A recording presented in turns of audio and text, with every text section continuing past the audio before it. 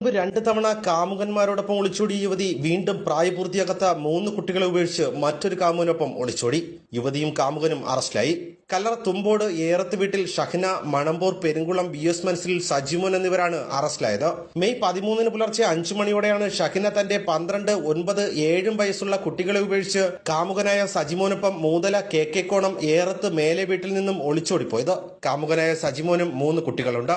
മുൻപ് 2 തവണ ഷഹ്ന കാമുകന്മാരോടൊപ്പം പോയിട്ടുള്ളതാണെന്ന് പോലീസ് പറയുന്നു. പ്രായപൂർത്തിയാകാത്ത 3 കുട്ടികളെ ഉപേക്ഷിച്ച് കടന്നുകളഞ്ഞതിന് കുട്ടികളുടെ മൊഴി പ്രകാരം ബാലനീതി നിയമപ്രകാരം പള്ളിക്കൽ പോലീസ് കേസെടുത്തു. തുടർന്ന് നടത്തിയ അന്വേഷണത്തിൽ അഞ്ചലിലുള്ള സുഹൃത്തിന്റെ വീട്ടിൽ നിന്നും ഷഹ്നയെയും കാമുകനെയും പള്ളിക്കൽ പോലീസ് അറസ്റ്റ് ചെയ്തു.